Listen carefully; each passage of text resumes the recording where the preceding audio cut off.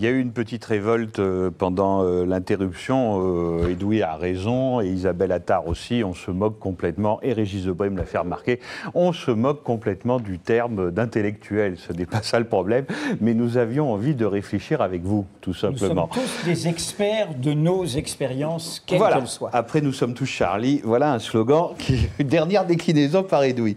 Jocelyne Daclia, bonsoir. Vous êtes historienne et anthropologue, directrice d'études à l'EHESS. Vous êtes spécialiste de l'histoire du monde musulman et en particulier un pays auquel vous avez consacré de nombreuses lignes, la Tunisie. Je voudrais juste présenter à chaque fois, là pour vous, c'est un de vos anciens livres, mais qui est au cœur du sujet, Le Divan des rois. C'est sur le politique et le religieux dans l'islam. Et donc on est au cœur du sujet. Edgar Morin. Faut-il vous présenter, sociologue, philosophe. Edoui, là encore, quelques livres. D'abord, une précision, c'est qu'Edgar Morin revient du Maroc. Il a vécu tous ces événements étant au Maroc. Sa femme est marocaine, donc il est aussi dans les deux mondes concernés. Et puis, Edgar, on pourrait publier, montrer beaucoup de livres, comme pour les deux autres qui vont être présentés. Mais je voudrais présenter ces deux-là. La France, une et multiculturelle, dont le co-auteur blogue sur Mediapart depuis Saint-Denis de la Réunion. Il a interpellé le nouveau directeur de Charlie Hebdo, Riss, et il y a la réponse de Manuel Valls dans ce livre-là.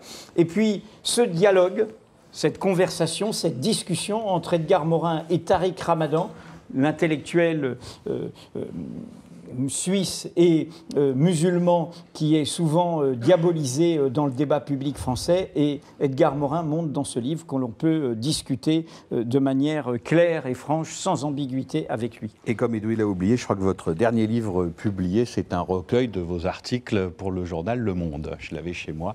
Ah oui, c'est curieux, j'ai oublié de le prendre. Mais évidemment, Edoui l'a oublié. Régis Debray, bonsoir, vous êtes philosophe.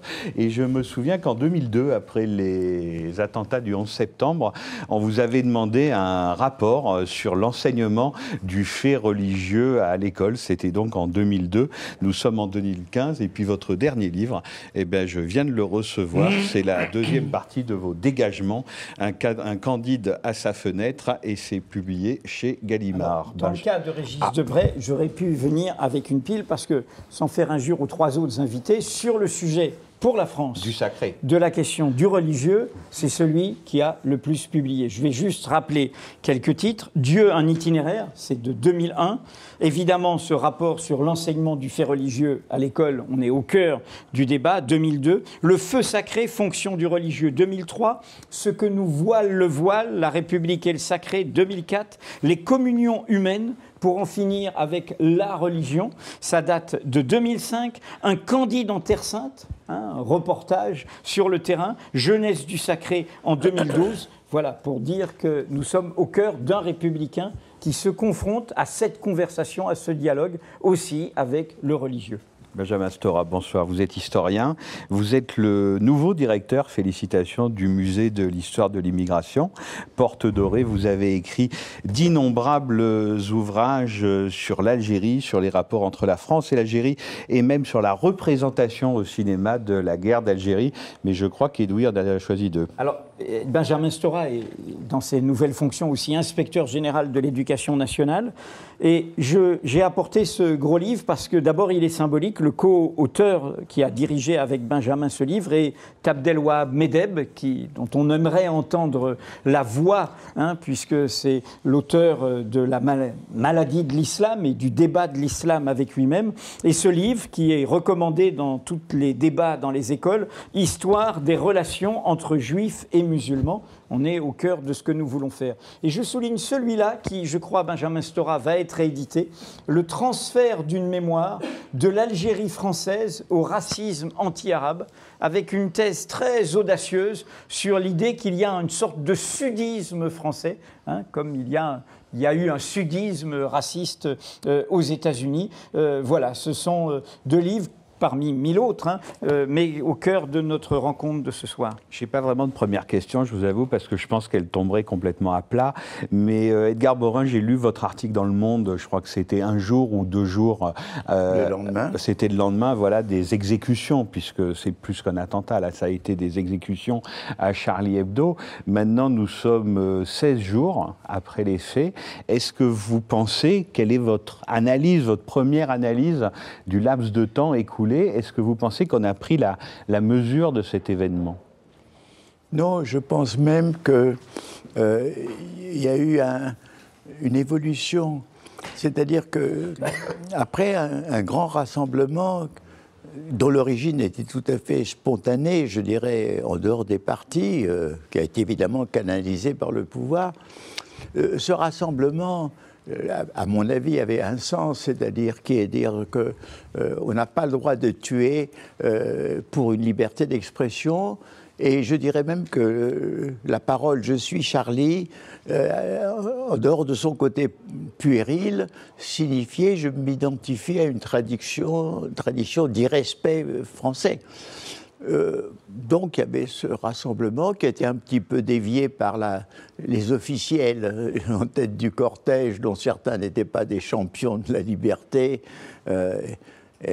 Bon.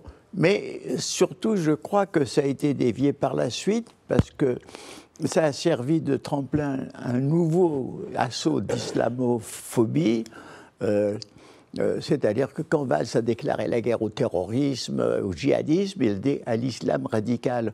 Or, l'islam radical, lui, il n'est pas en guerre, c'est une doctrine auquel on s'oppose. Enfin, je veux dire que ça commence à déborder un peu. Et je pense aussi que le fait, la nouvelle première page de Charlie Hebdo qui est passée sur tous les écrans du monde, elle-même a dévié un peu le sens, c'est-à-dire comme si la manifestation était une manifestation en faveur des caricatures anti-islamiques, alors que, dans le fond, beaucoup de gens comme moi pensaient que dans le fond, il faut essayer tout en étant pour la totale liberté d'expression, il faut essayer quand même de se réguler et de ne pas offenser ce qu'il y a de sacré pour autrui. C'est un point fondamental pour moi. Il y a une contradiction. Point de pour vous. Vous l'avez même tweeté en disant l'éthique suppose de ne pas offenser. Voilà. Mais en même temps, elle importe de défendre la liberté d'expression. Donc, je vis cette contradiction et je l'assume pleinement. Donc, si vous voulez, les choses évoluent. Rétrospectivement, le sens du grand rassemblement s'est trouvé un peu perverti par ce qui s'est trouvé par la suite. Et tout n'est pas terminé. Nous sommes encore en pleine évolution.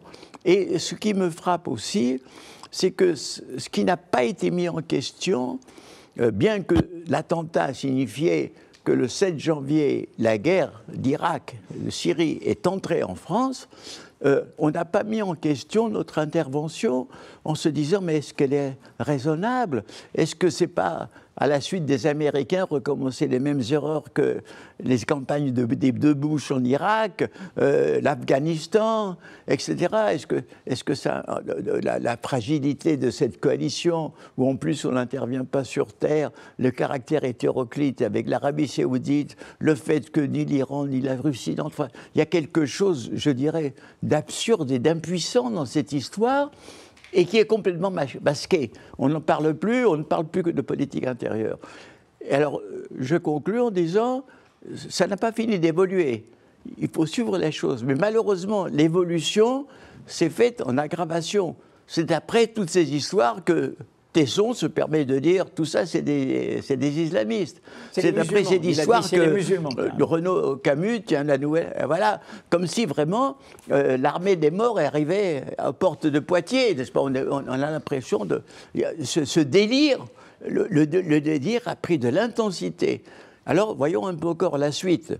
Jocelyne Daclia, est-ce que vous partagez cette impression que le délire a tendance à enfler, si j'ai bien entendu Edgar Morin? Oui, tout à fait. Cette mobilisation absolument énorme, je pense, par-delà la question de Charlie Hebdo, c'était une manière de dire ça ne peut pas continuer comme ça. Mais qu'est-ce qui ne peut pas continuer comme ça? Là-dessus, les manifestants étaient très divisés et la classe politique française est très divisée. Et il me semble aussi que maintenant que l'émotion commence à retomber, on n'est pas en train de se battre avec le problème de fond.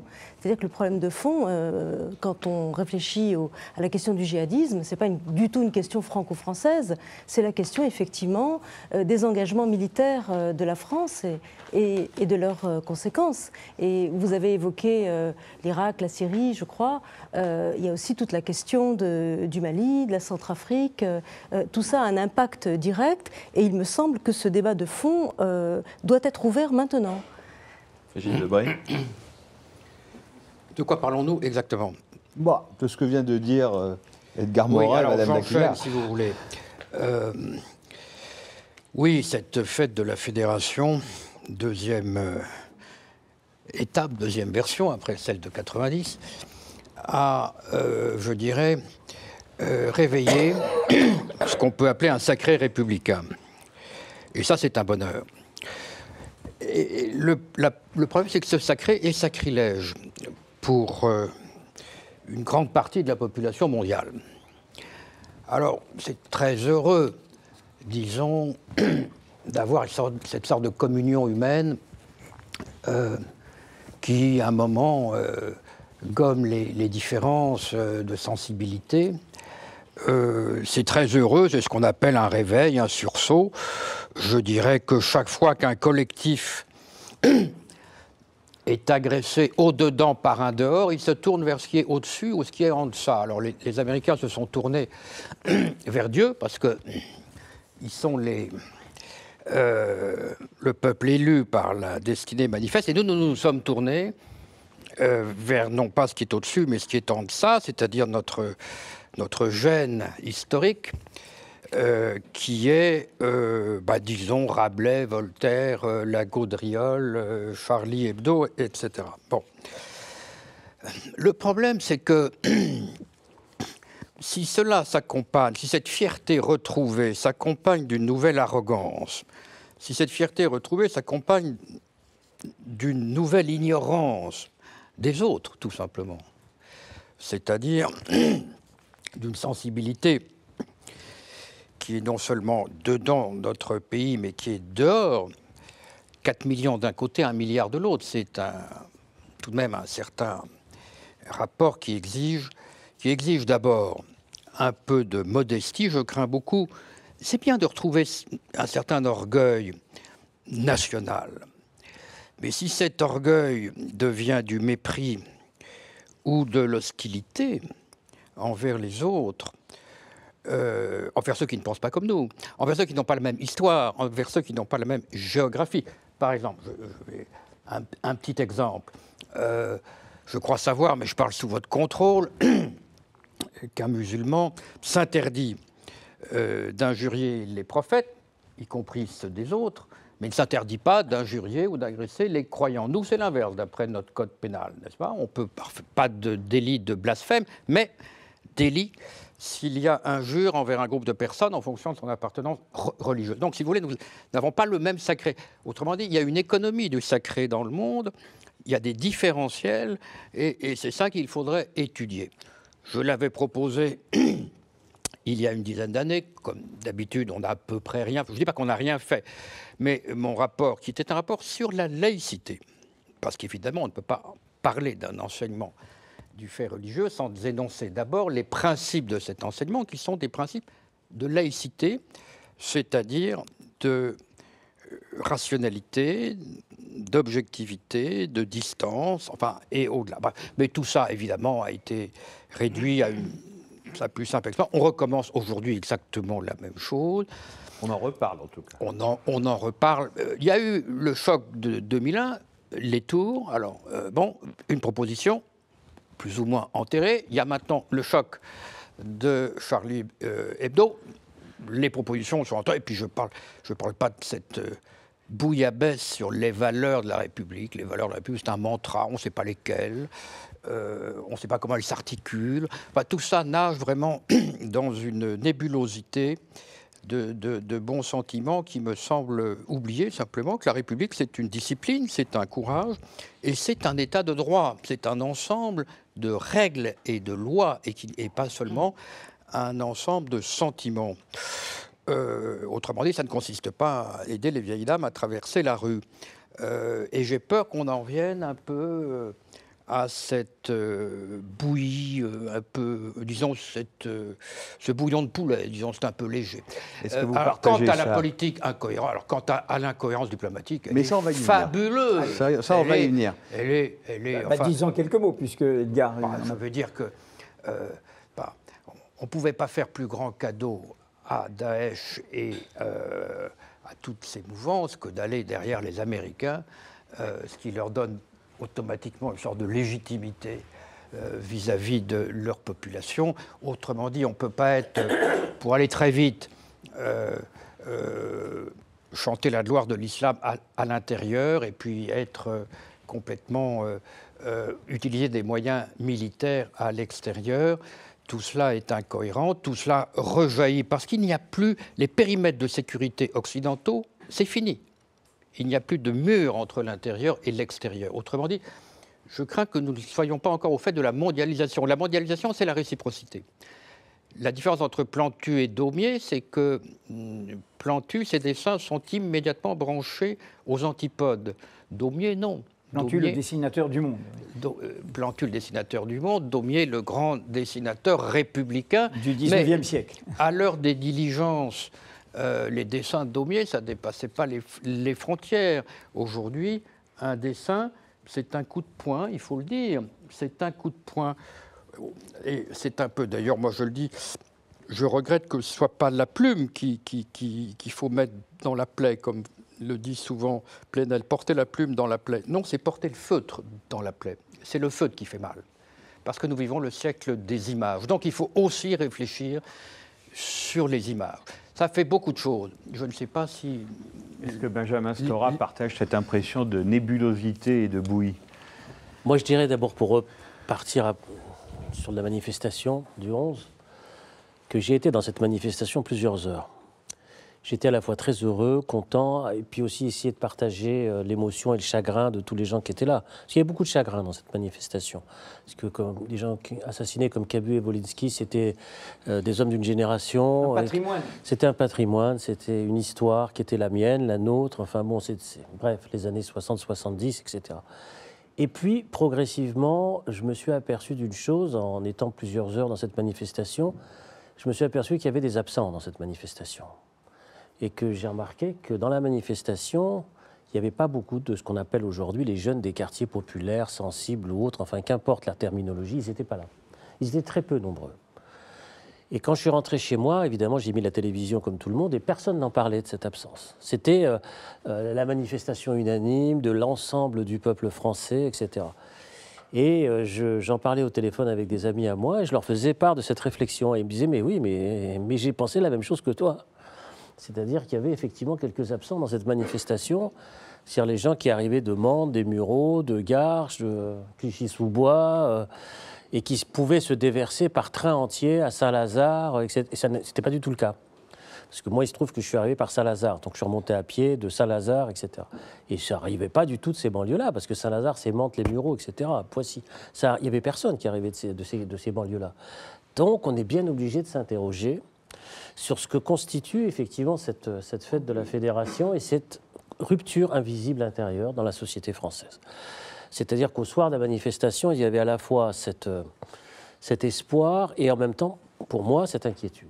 C'est-à-dire qu'il y avait peut-être une France invisible qui, d'entrée de jeu, disait « cette histoire n'est peut-être pas la nôtre ». C'est peut-être pas notre histoire, c'est une autre histoire qui est intéressante, qui est importante, c'est une émotion bien sûr.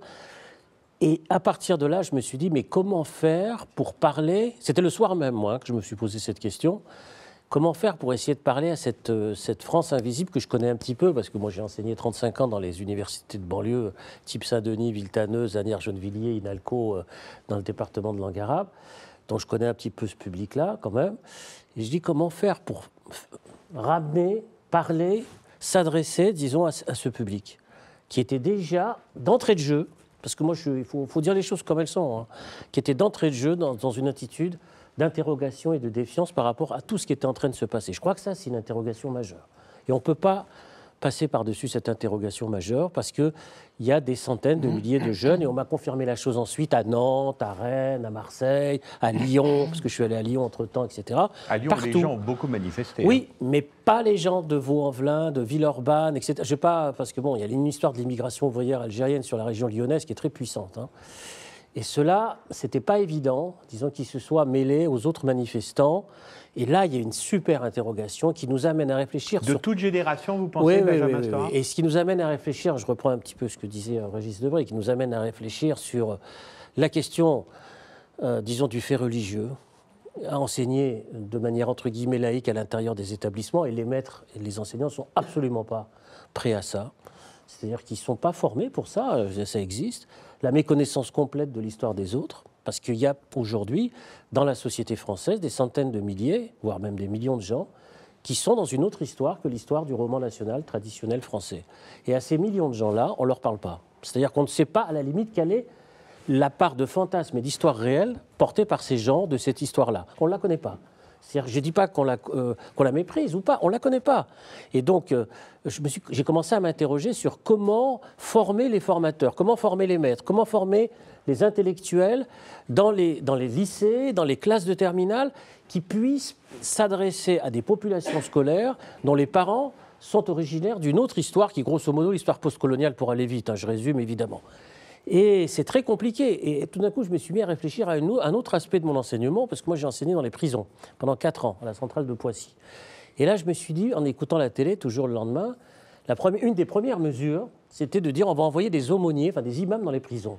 Et je me suis dit, mais moi, quand j'ai enseigné dans les prisons, il y avait des universitaires qui enseignaient dans les prisons. Il y avait des intellectuels, des gens qui étaient souvent d'ailleurs des spécialistes de Foucault, qui étaient très, très aimés par les détenus qu'on appelait à l'époque les étudiants empêchés. C'était Paris 7 qui s'occupait de ça, c'était Gesmar et Judith Miller.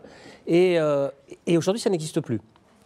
C'est-à-dire que les universités ne travaillent plus et n'envoient plus d'universitaires enseigner dans les prisons. Que ce soit la psychologie, l'histoire, l'anthropologie. Non, on réfléchit en termes de comment on va faire pour envoyer des imams dans les prisons. Et on se pose à partir de là une autre question en disant mais comment faire pour laïciser, séculariser la société, vous savez, par rapport à l'islam, etc. Mais quand vous décidez d'envoyer spontanément des imams dans les prisons, sans même se poser la question de savoir comment vous allez former des maîtres qui vont enseigner l'histoire, ou l'anthropologie, ou la sociologie, ou la philosophie dans les prisons, c'est déjà en soi un paradoxe assez étonnant entre la volonté de laïcisation de la société et les mesures concrètes qui sont prises. Autre exemple, excusez-moi, je suis peut-être un petit peu long sur la question de la laïcisation, sécularisation, etc. Il y a la question des prisons. Mais prenons les médias. Avant, quand j'étais jeune, dans les années 80, il y avait une émission qui s'appelait Mosaïque. Je ne sais pas si vous vous souvenez de cette émission, qui passait le dimanche matin. Qui était l'émission de la diversité, qui était l'émission adressée aux cultures des populations issues de l'immigration. Alors, on parlait de la culture, l'histoire, des Portugais, des Algériens, des Polonais, etc., en termes, entre guillemets, laïques.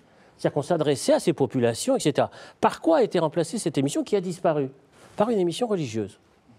Il n'y a plus d'émissions qui s'adressent, disons, aux populations sur le plan historique, sur le plan politique, sur le plan culturel, bref, sur le plan civilisationnel. On ne s'adresse plus à eux. Mais on ne les considère que comme des populations, entre guillemets, essentialisées sous la forme religieuse du terme. Donc, ce sera une émission religieuse. Donc, on ne peut pas à la fois, c'est mon problème, hein, on ne peut pas à la fois faire des injonctions de laïcité, dans la société, de séparation radicale du politique et du religieux, et concrètement, pratiquement, dire on va faire la formation des imams, des aumôniers, des émissions de télévision, etc. etc. Ce n'est pas possible. Il faut être cohérent. Je veux dire qu'on a un problème là, par rapport au rapport, moi je l'avais lu évidemment ce rapport, c'est-à-dire qu'on a la volonté, il y a 15 ans maintenant, c'est pas 10 ans, c'est 15 ans, de faire en sorte que cette histoire, dans sa globalité, soit transmise dans une perspective laïcisante, en fait, fondamentalement républicaine, et que 15 ans plus tard, avec entre-temps des émeutes de 2005, il ne faut pas oublier quand même. Et entre-temps, on en revient encore à se poser le problème de la formation des aumôniers dans les prisons. Donc là, je me dis qu'on est quand même légèrement revenu en arrière. Edgar Morin. Oui. Alors, moi, je suis tout à fait d'accord avec cette proposition vieille de plus de 10 années de Régis Debray d'enseigner le fait religieux. Et qu'il faut prendre ça très au sérieux. Je veux dire, c'est pas seulement de montrer qu'il y a une pluralité de religions et de façons d'envisager le salut, ce qui est déjà très intéressant, qui est déjà une leçon de relativisme. C'est pas seulement aussi de montrer, ou plutôt, c'est de montrer d'abord aussi l'universalité. C'est-à-dire que dès la préhistoire, il y a eu des croyances en une vie après la mort, etc. Et que dans la civilisation techniquement et scientifiquement la plus évoluée, comme les États-Unis, la religion joue un très grand rôle.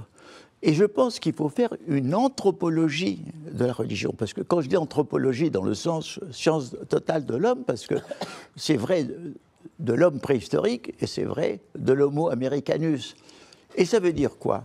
Ben, c'est une chose que Marx avait dit, enfin, il avait dit c'est le soupir de la créature malheureuse, mais c'est beaucoup plus.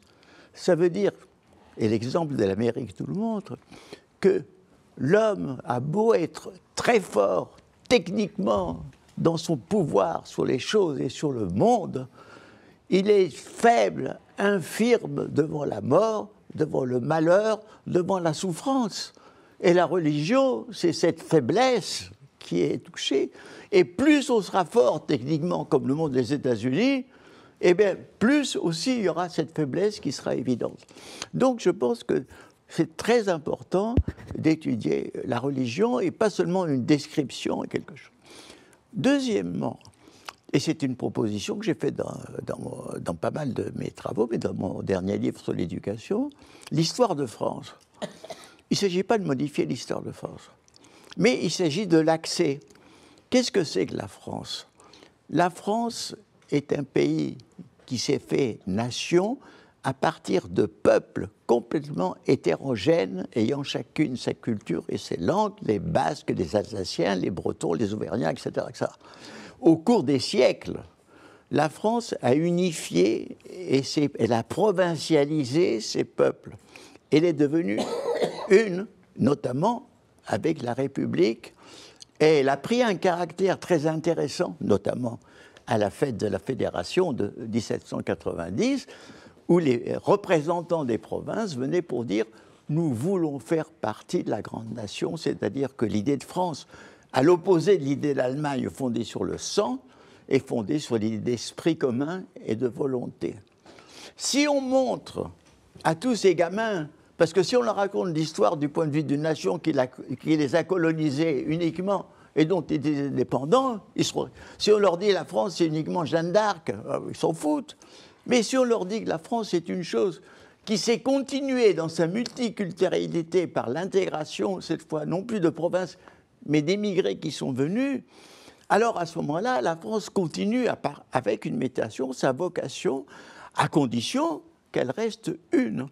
Et quand j'en ai parlé à François Hollande, qui était candidat, je lui ai dit il faut mettre dans la Constitution ça.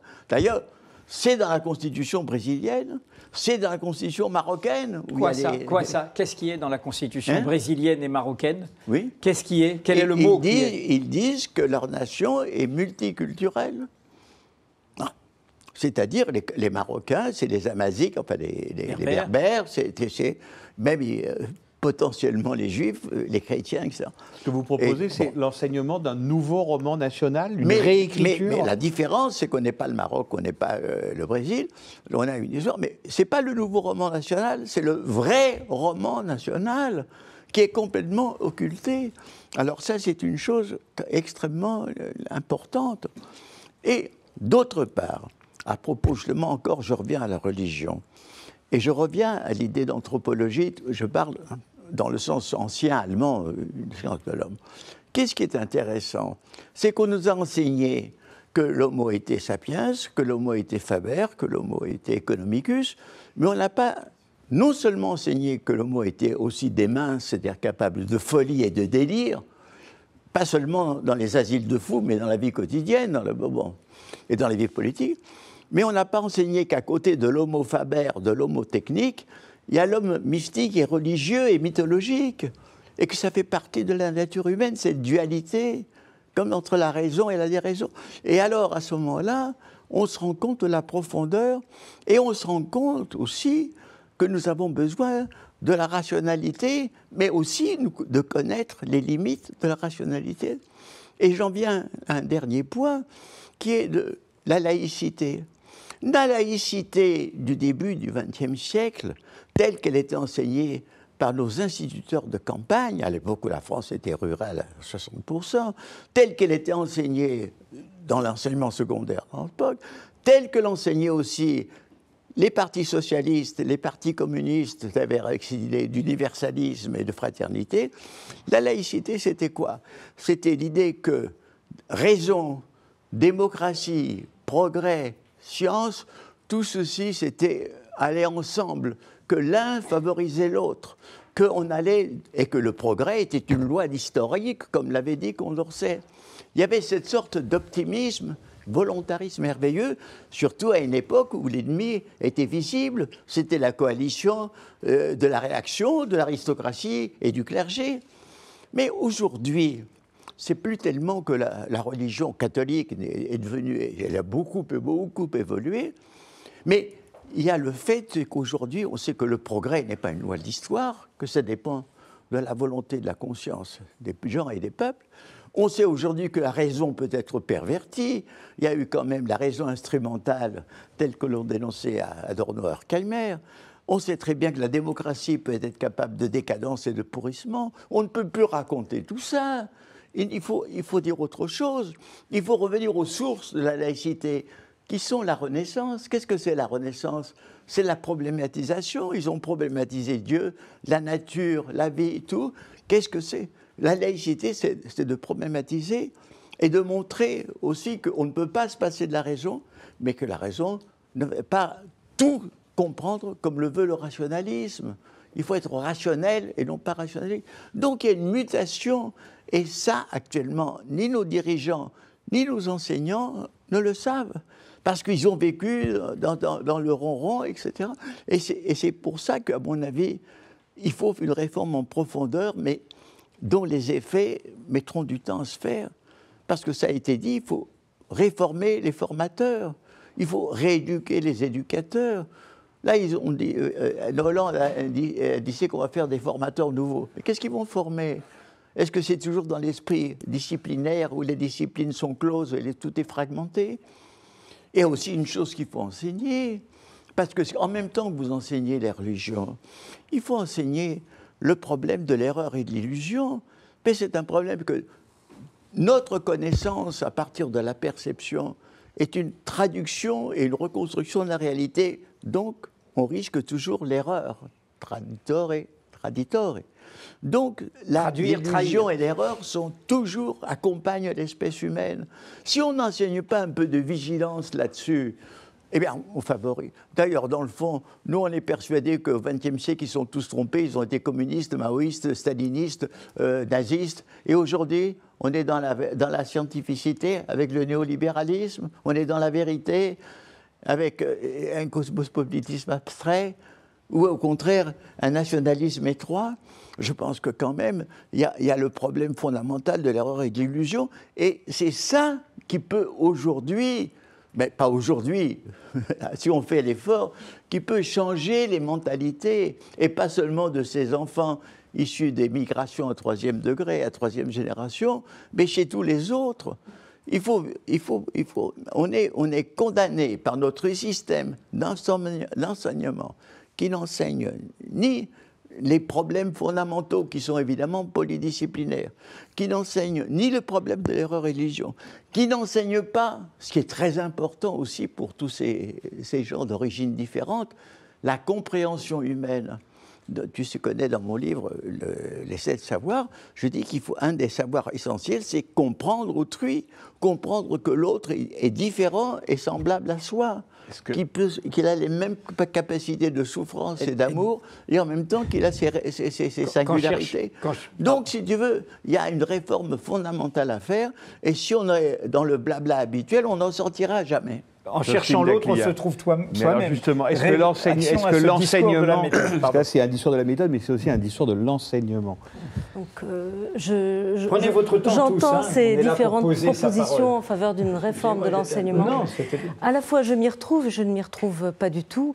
Je m'y retrouve parce qu'évidemment, je suis historienne, donc j'ai envie de faire passer quelque chose de la recherche historique sur l'islam, sur la France, sur l'Europe, qui fait bouger notre façon de voir les choses. J'ai envie notamment de faire entrer dans les programmes cette idée que les musulmans sont présents en Europe depuis beaucoup plus longtemps qu'on ne le pense.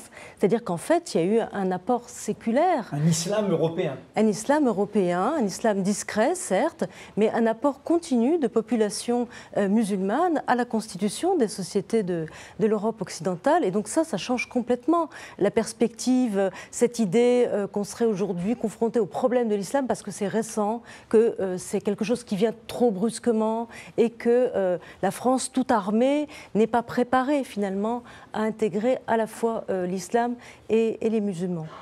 Donc je pense qu'il y a vraiment du travail à faire en matière de reformulation des programmes, tout comme il faut sortir de cet éternel schéma d'un islam qui connaît un apogée au Moyen-Âge, puis un déclin par la suite jusqu'à la colonisation. Ça, ce sont des modèles historiques qui sont en train d'être remis en question et je pense que ça ferait beaucoup de bien à beaucoup de gens d'avoir une vision disons, plus positive, moins heurtée de l'histoire de l'islam. Donc je suis pour, et je suis pour aussi qu'on ait une perspective beaucoup plus mondiale en matière de manuels scolaires, beaucoup plus d'ouverture à d'autres histoires et à d'autres mondes. Mais en même temps, je trouve qu'il y a une forme de consensus aujourd'hui pour mettre beaucoup de choses sur le dos de l'école. Je trouve que c'est beaucoup trop lourd. C'est lourd pour les enseignants, c'est lourd pour les élèves.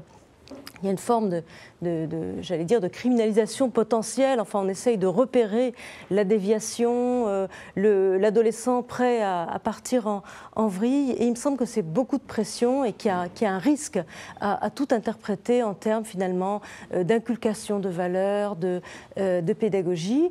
Je pense en effet que le mal, si mal il est de toute façon plus profond, il est ailleurs et il est dans le rapport de la France et sans doute de l'Europe de manière plus générale, non pas seulement aux religions et au sacré, mais spécifiquement à l'islam, à la religion musulmane. Je pense que là, il y a véritablement un nœud, un verrou, et ce n'est pas un hasard si la crise de l'islam en France, elle a commencé justement avec cette institution qui incarne le cœur de la République, c'est-à-dire l'école. Elle a commencé avec la crise du voile en 90, c'est-à-dire qu'elle commence quand les musulmans cessent d'accepter finalement de pratiquer de manière discrète, se mettent à refuser l'islam des caves, pour reprendre la formule qu'on connaît tous, refuse finalement de raser les murs pour dire nous sommes français, nous sommes musulmans. Pas l'un sans l'autre, pas l'un au-dessus de l'autre, les deux à la fois. Et c'est ça qui ne passe pas.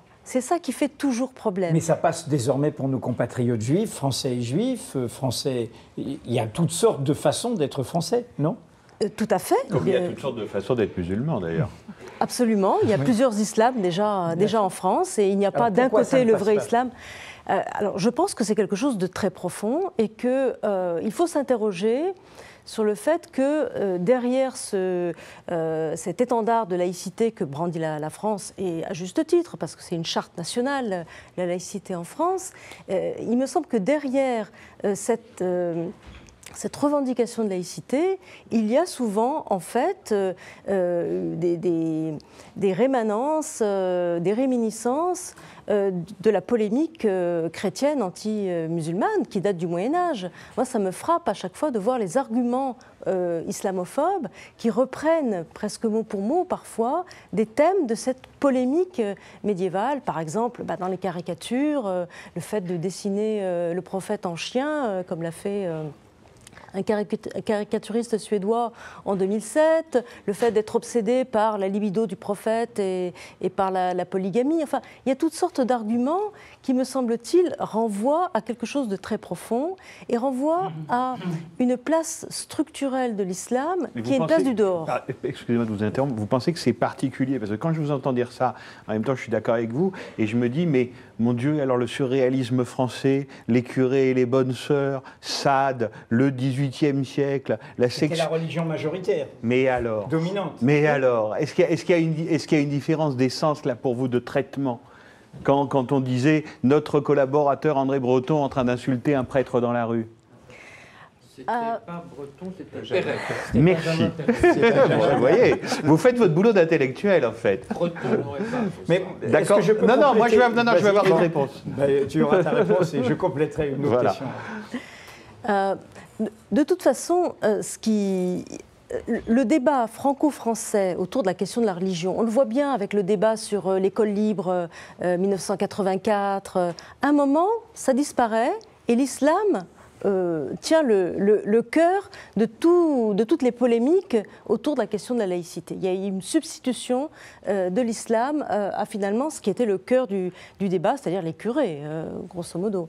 Et c'est pour ça peut-être que Charlie Hebdo fait problème pour les musulmans qui ne peuvent pas s'y reconnaître. Ce n'est pas parce que l'islam ne reconnaît pas le blasphème. Il y a dans les sociétés musulmanes, il y a toute une tradition de l'humour blasphématoire et ni Dieu ni les prophètes n'y échappent. Il y a une tradition de poésie du blasphème également. On pourrait reconstituer cette histoire, mais il se trouve qu'on est dans une géopolitique et de longue date, depuis, je dirais au moins les périodes du nationalisme émergent, de la fin du 19e siècle et du début du 20e siècle. On est dans une période où tout cela se crispe, au moins dans cette tension avec l'Occident. Je voulais juste que vous reveniez sur un point qui m'a à la fois surpris et intéressé, puisque vous disiez ce nœud, vous le faisiez remonter en tant qu'historienne sur la longue durée, aux préjugés, au fond, dans l'affrontement Orient-Occident chrétien, il y a très longtemps, vis-à-vis de l'islam. Comme nous sommes dans un moment de crise de notre modernité, dans un moment de transition, quand on analyse le surgissement de l'antisémitisme moderne, on dit très souvent l'antisémitisme moderne est devenu un nouvel objet sur fond d'anti-judaïsme chrétien, le peuple déicide. Est-ce que, mutatis mutandis, vous diriez la même chose? Est-ce que le surgissement d'une certaine forme d'islamophobie moderne a comme moteur un vieux fond de préjugés chrétiens? Je le crains. Je le crains parce que je pense qu'il y a une part d'irrationnel dans les réactions qu'on observe. Il y a un moment où on ne pense plus avec la tête, clairement. On ne peut pas comprendre les choses autrement. Mais cela dit, la place du judaïsme et la place de l'islam, justement, n'est pas du tout la même tout au long de cette histoire. C'est-à-dire que, c'est comme ça qu'il me semble que se construisent les choses. Malgré tout, le judaïsme est une histoire de l'intérieur, occupe une place de l'intérieur. Il est honni, persécuté, tout ce qu'on veut au cours de l'histoire, mais il est du dedans. Alors que l'islam, sur un plan théologique, prétend dépasser le christianisme, et c'est une place de l'extérieur qu'il occupe. C'est une place... dans le regard chrétien, vous tout à fait, dans le regard chrétien. Et il me semble qu'on n'a pas résolu cette question d'une position extérieure de l'islam. Et je crois que ça peut expliquer, par exemple, qu'on n'ait aucune trace possible de lieux de culte musulmans pour des périodes, je ne sais pas, du XVIe, XVIIe, XVIIIe siècle, etc., en France, alors qu'il y en a eu. Il y en a eu. Régis Debray. Je voudrais un peu dénationaliser le débat. Je vous trouve un peu chauvin. Vous nous trouvez franco-français, là? Très franco-français. Je vais partir un peu de ce que Stora disait à juste titre, qui est l'affichage croissant des appartenances religieuses. Ce n'est pas un phénomène français, c'est un phénomène mondial. On se définissait comme maghrébins il y a 50 ans, on se définit comme musulmans aujourd'hui. On se définissait comme israéliens, on se définit comme juifs. On se définissait comme indiens, on se définit comme hindous. C'est un phénomène mondial. Donc la France fait partie de ce monde-là.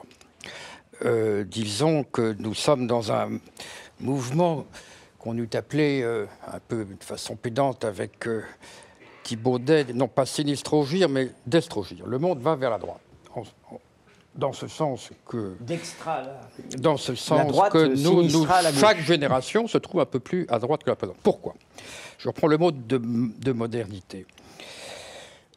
Edwin se refuse à voir un phénomène consternant.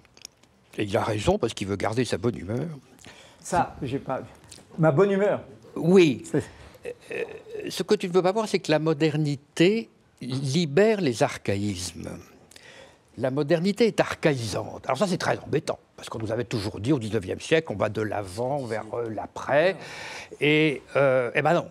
Je crois que je serais prêt à le voir, mais je ne suis pas là pour débattre. De même qu'on C'est vous qu'on écoute. De même qu'on a vu que la mondialisation techno-économique est une balkanisation politico-culturelle, c'est-à-dire que plus on s'unifie, plus on se fragmente.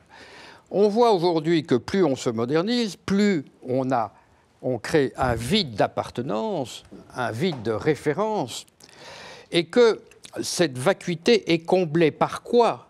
Parce qu'il y a de plus solide dans le cerveau, si j'ose dire, c'est-à-dire dans l'hypothalamus, c'est-à-dire que qu'est-ce qu'il y a de plus fragile dans l'évolution humaine? C'est ce qu'il y a de plus récent.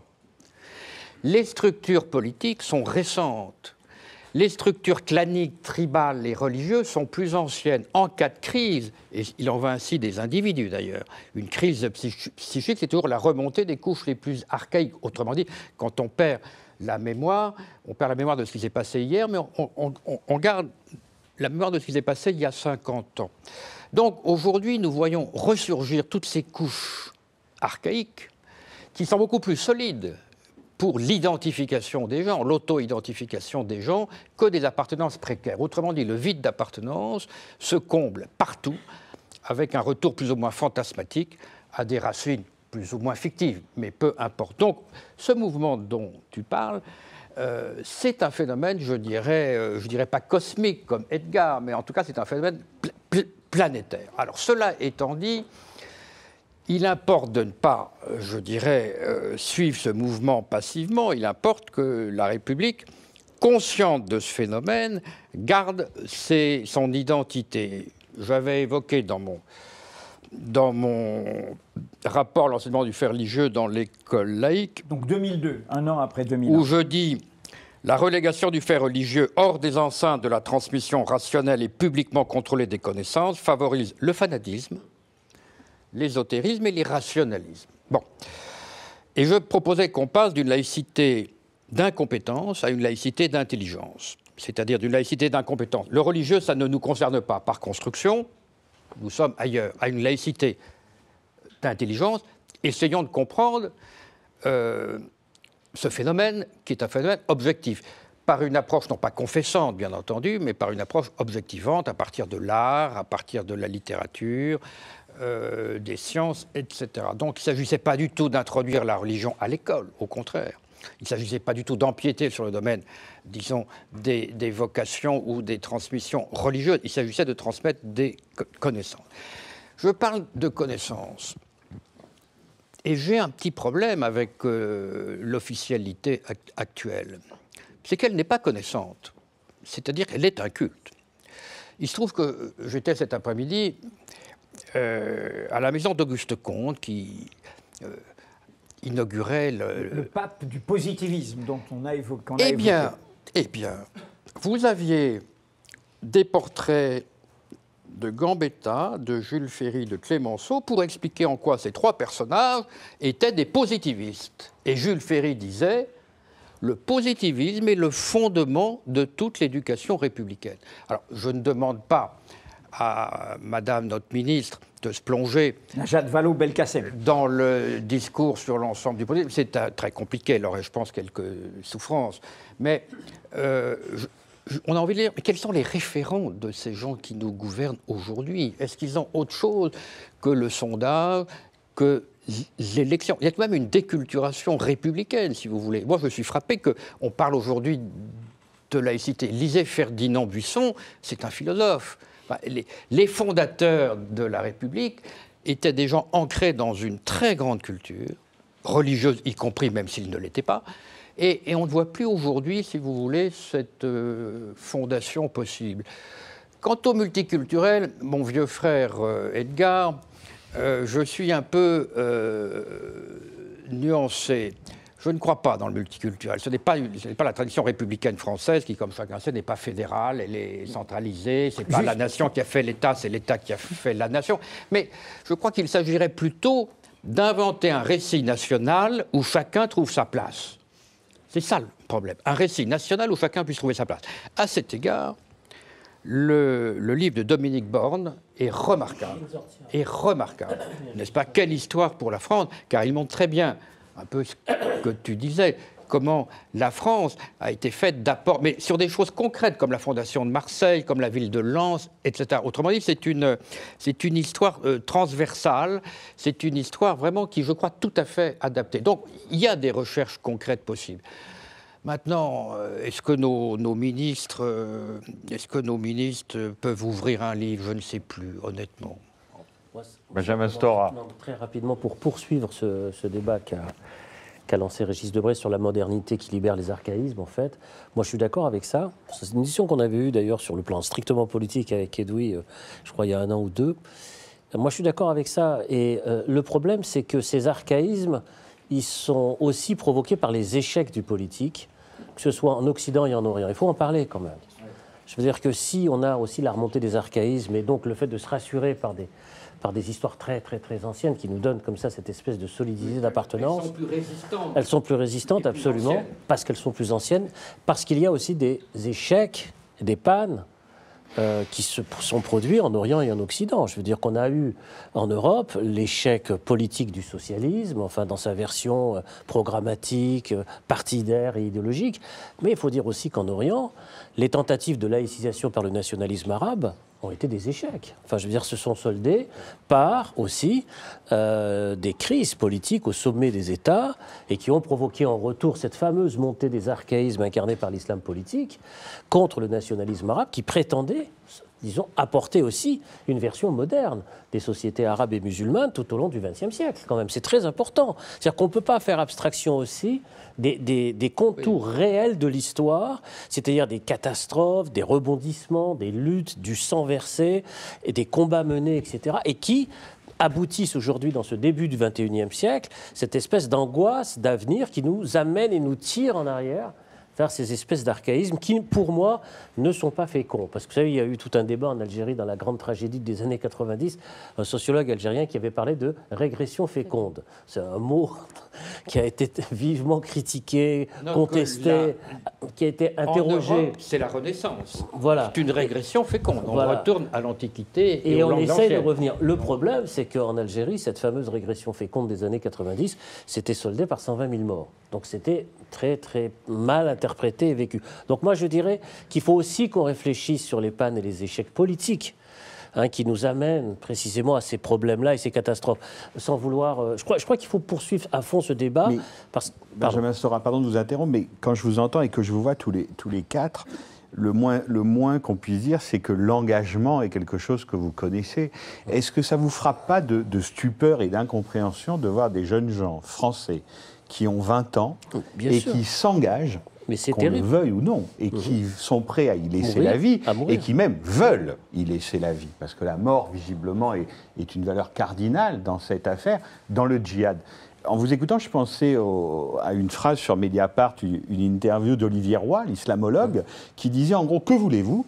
Le djihad est la seule cause disponible sur le marché. Et quand je vous vois au sens d'idéal, mais vous m'avez bien compris, il ne s'agit pas de faire une comparaison. Et quand je vous entends tous les quatre, quand je pense à vos engagements, excusez-moi, quand je pense à votre jeunesse, je me dis, quel effet ça vous fait d'entendre quelque chose comme ça? Le djihad est la seule cause disponible, la plus vendeuse, voulait-il dire, sur le marché. Régis Debray, Edgar Morand. Ouais, moi, je peux vous répondre en Régis 2 mots, Debray. pardon, Edgar. Et c'est tellement ultra minoritaire. Et disons. La gauche prolétarienne, disons, non. c'était pas majoritaire non attention. plus. La résistance non plus. Oui, entendons-nous, dans ce qu'on appelle, d'un mot un peu trop fourre-tout qu'ils appellent le terrorisme, mais dont nous avons eu des exemples européens avec les brigades rouges, les brigades noires, la bande à Bader et le djihadisme. Le trait commun, c'est qu'ils vivent dans un monde halluciné, dans un monde clos, où aucun argument du monde extérieur ne pénètre et où tout est auto-justifié par la cause. C'est-à-dire que, effectivement, les badéristes, les brigades rouges, les brigades noires, ont ce trait commun. Mais moi, ce qui m'a frappé aussi, c'est que j'ai vu après pas mal, c'est pas seulement les repentis pour des raisons pratiques, mais des gens qui ont quitté cet univers. De même que beaucoup de communistes qui n'étaient pas terroristes, mais ont pu briser cet univers halluciné parce qu'à un moment donné, une part de la réalité est entrée en eux. Donc, voilà, je pense qu'il y a ça qui vaut pour une minorité, mais le risque toujours, c'est, et là aussi le rôle de l'éducation est très intéressant, c'est d'éviter le monde clos. Et c'est pour ça qu'il faut enseigner un monde ouvert. Je me permets de revenir un peu sur ce qui a été dit pour l'archaïsme. Je pense que c'est la crise de la modernité qui provoque les archaïsmes.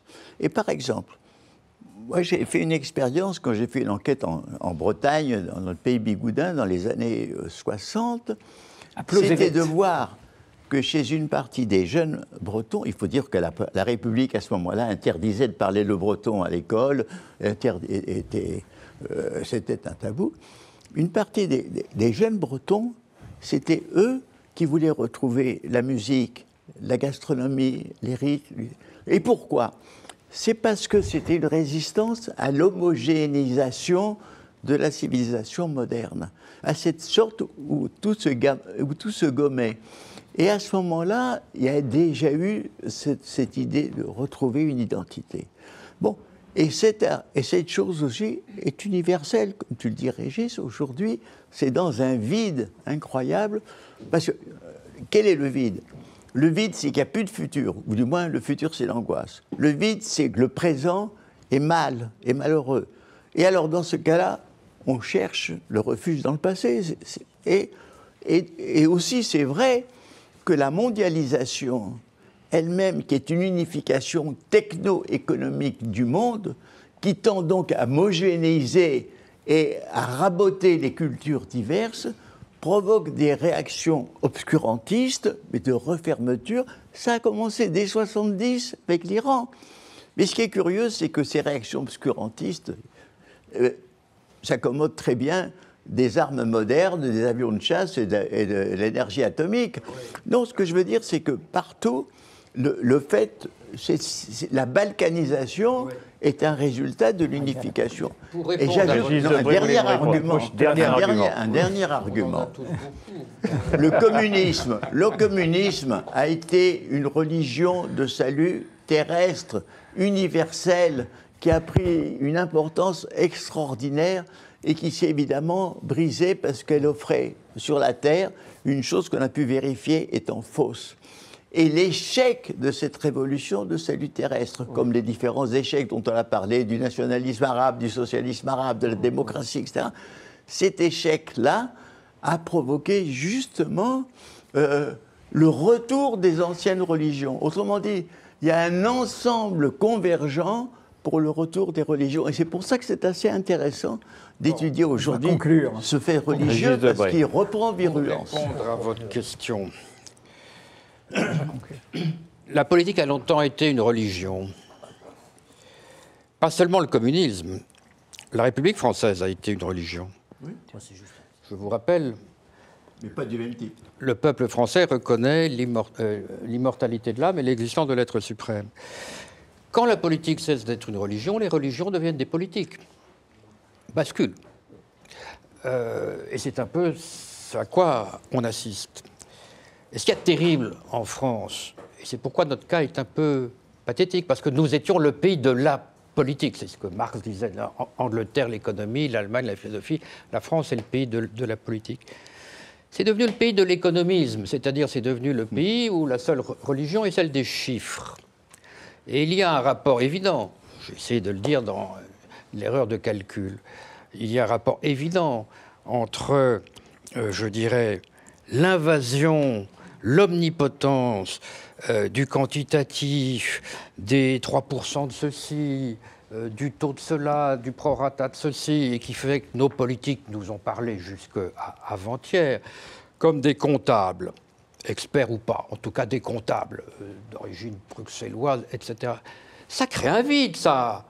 Alors, effectivement, les gens ne sont pas obsédés seulement par l'utilitaire et par la consommation. Il y a des gens qui ont envie de servir, qui ont envie d'abnégation, qui ont envie de s'élever. Alors évidemment, si la République ne leur offre plus rien, eh bien, ils vont chercher ailleurs. C'est dommage, mais nous ne sommes pas tout à fait irresponsables de cette bascule. Un dernier mot de Benjamin Stora qu'on a promis de laisser filer, il est l'heure. C'est l'heure. Non, mais maintenant, c'est la conclusion. Juste, il va écouter quand même ce que dit ne l'empêche pas de partir. Voilà, c'est ça, c'est cette irruption du religieux qui a tout envahi par panne du futur, pour aller vite, fait que la frontière classique entre privé et public, qui est la formule classique de la laïcité, vole en éclats aujourd'hui. C'est-à-dire qu'il y a irruption disons, du privé dans le public. Parce que ce qui était confiné dans le privé, c'était la religion. Dans la tradition familiale, dans l'espace privé, etc. Aujourd'hui, c'est fini.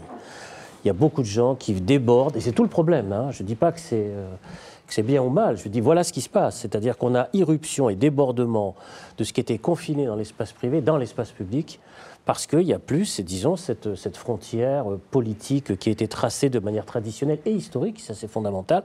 Et c'est un défi extraordinaire pour la France, pour la société française, parce que ceux qui débordent dans l'espace public ne voudront pas revenir dans l'espace privé.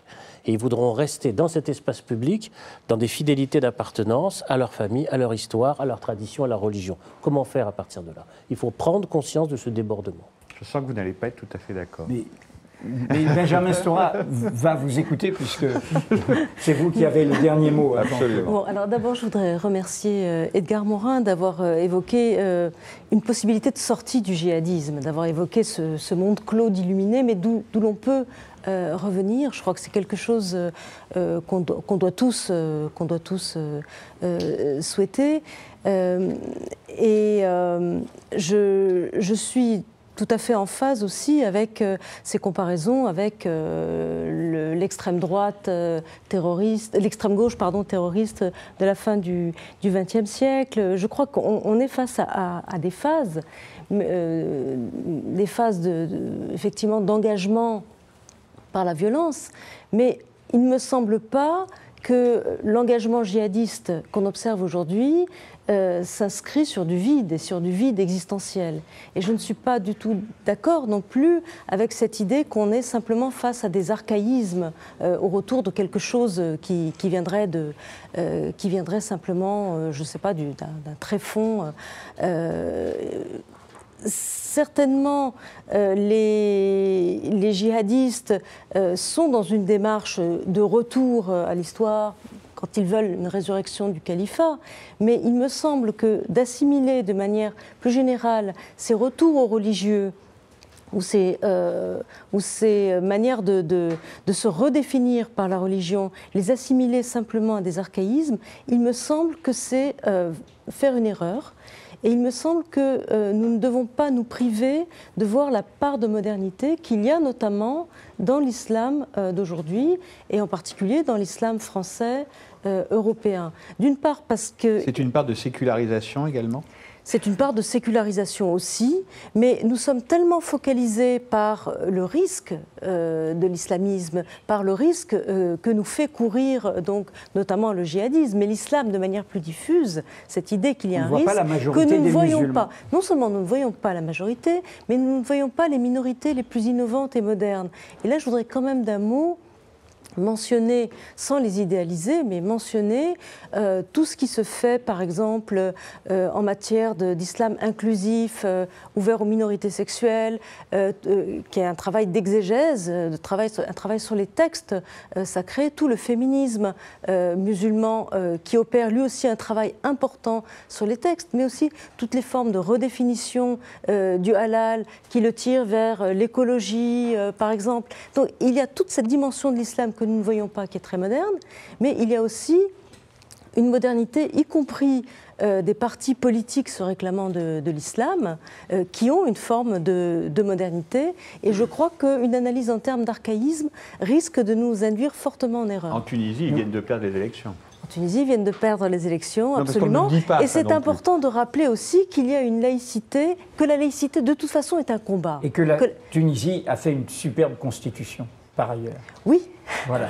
Juste, on va terminer. C'est pas un jugement de valeur, c'est un problème de chronologie. Bon, tout à fait. Je suis historienne, je l'admets. Vous continuerez à discuter, on parle à ceux qui nous regardent. Merci à tous les quatre. Nous allons juste dire ce mot suivant. Ici, par rapport à ce qui s'est débattu, cette relation, tradition, archaïsme, modernité, ici à Mediapart, je pense qu'on est du côté du passé plein d'à présent, de cette idée que le présent que nous traitons, il y a le passé aussi. Et en ce sens que la République est une affaire vivante et pas une affaire vieillotte, à condition qu'on lui mette des adjectifs, qu'elle soit démocratique et sociale. C'est le sens du livre que nous avons fait là, qui rappelle le bilan de ce mi-mandat de cette présidence qui a un peu, pour le moins, oublié non seulement ses promesses, mais la société. C'est ce que disait Régis Debray. Nous allons parler de la loi Macron, nous allons affronter les comptables dans les jours qui viennent. Et en même temps, les sociétés peuvent inventer des réponses. Ce dimanche, et suivez-le sur Mediapart, ce sont les élections en Grèce, Syriza, il y a des alternatives. Et donc, nous disons avec ce livre collectif de toute l'équipe de Mediapart à ceux qui nous gouvernent, nous leur disons qu'il faut qu'ils reparlent avec la société, que la société a des réponses et que, au fond, c'est avec la société qu'ils devront faire. Bref, nous essayons de leur donner un peu de courage, un peu d'audace. Jaurès disait, la République, c'est la confiance et l'audace. Pour qu'il y ait de la confiance, il faut qu'il y ait de l'audace. Et là, vous avez eu l'audace de la pensée. Merci. Et vous pouvez d'ores et déjà, pardon Benjamin, encore un mot, vous pouvez d'ores et déjà regarder l'émission de 18h pour savoir tout ce qu'il y a dans le livre, parce qu'on en a parlé pendant 50 minutes avec la rédaction de Mediapart. Et vous avez jusqu'à minuit pour profiter de l'offre d'abonnement 4 mois, 25 €. Merci infiniment à tous. Nous nous reverrons en février.